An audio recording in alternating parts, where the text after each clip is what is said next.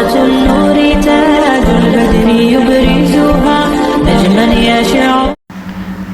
Assalamualaikum warahmatullahi wabarakatuh. Pembahasan kali ini teman-teman semuanya, kita akan membahas tentang hikmah menyembelih hewan kurban. Nah, menyembelih hewan kurban adalah mengikuti jejak Nabi Ibrahim alaihissalam. Jadi Allah Subhanahu wa taala memerintahkan kepada Nabi Ibrahim kan lewat mimpinya untuk apa? Untuk menyembelih putranya. Kita sudah bahas di beberapa video sebelumnya bahwa Nabi Ibrahim patuh dan menerima apa yang Allah perintahkan, begitupun Nabi Ismail dan Siti Hajar. Setelah digoda oleh iblis tapi mereka tetap patuh dan Allah kemudian menggantikan perintah untuk menyembelih Nabi Ismail kecil gitu ya dengan apa? Dengan diganti dengan binatang sembelihan yang besar. Ada dua hikmah sebetulnya yang terdapat dalam kejadian ini. Yang pertama, Nabi Ibrahim alaihissalam memperlihatkan bagaimana bentuk ketaatan beliau kepada Allah Subhanahu wa taala dengan ketaatan yang sempurna. Ya, karena Allah Subhanahu wa taala itu Maha Agung, Allah Subhanahu wa taala Maha Kuasa, dan pada Ia diperintah untuk menyembelih putra kesayangannya sendiri. Jadi Allah memerintahkan kepada Nabi Ibrahim, tapi Nabi Ibrahim tetap taat ya, meskipun itu menyakitkan rasanya ya Allah gitu kan, baru dapat putra gitu tiba-tiba harus disuruh disembelih ya kan, tapi karena memang lagi-lagi itu namanya ujian, maka ketika ujian yang diperlukan oleh kita adalah tentang ketaatan, dan Nabi Ibrahim disinilah memperlihatkan kepada kita semuanya bahwa beliau adalah makhluk yang taat kepada Allah Subhanahu wa taala.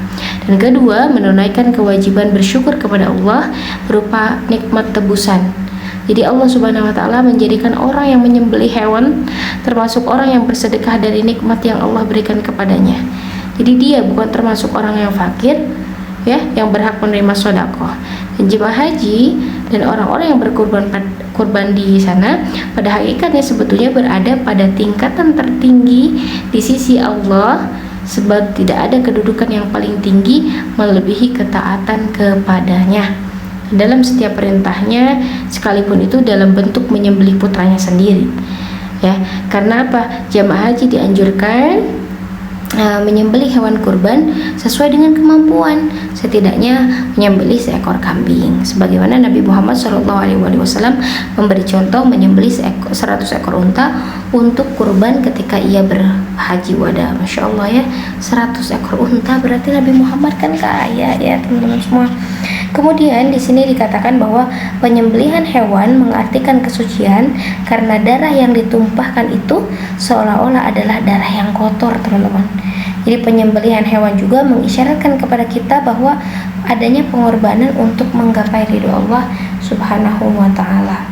Dan secara fisik menyembelih hewan kurban itu ya atau hewan dam adalah dengan memotong lehernya. Tapi sebetulnya secara substantif dan secara filosofis, penyembelihan hewan ini menunjukkan kepada kita atau memberikan pesan penting kepada kita, kepada umat Islam, untuk memotong sifat-sifat kebinatangan yang ada dalam diri manusia.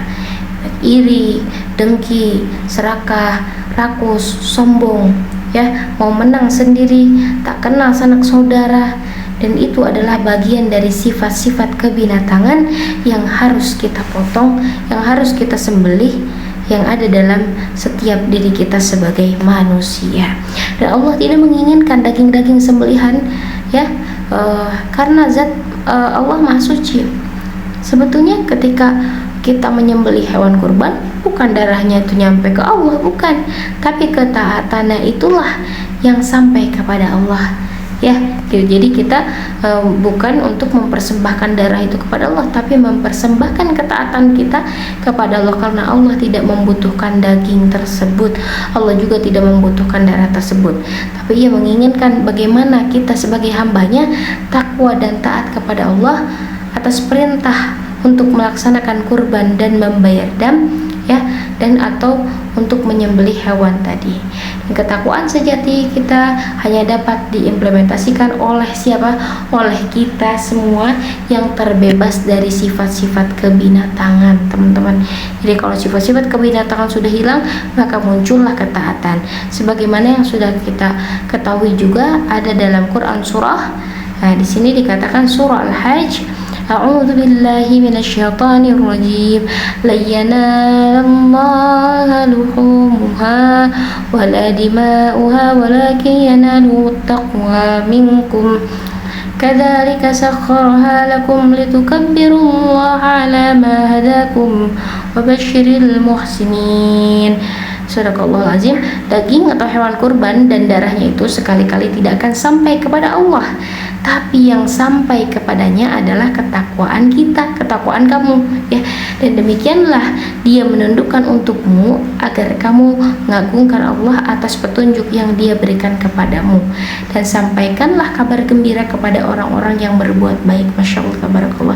Inilah ya teman-teman hikmah dari menyembelih hewan kurban. Mudah-mudahan kita semuanya dapat mengambil manfaat dari kisah-kisah bagaimana dulu Nabi Ibrahim mengeluarkan menyembelih hewan kurban, kemudian bagaimana bentuk ketaatan beliau kepada Allah Subhanahu wa taala meskipun dengan ujian harus menyembelih putranya. Masya Allah, semoga Allah meridhai kita semuanya. Subhanakallahumma wa bihamdika asyhadu an la ilaha illa anta astaghfiruka wa atubu ilaik. Alhamdulillahirabbil alamin. Wassalamualaikum warahmatullahi wabarakatuh. عروسة النور تاج البدر يبرزها نجما يشع بها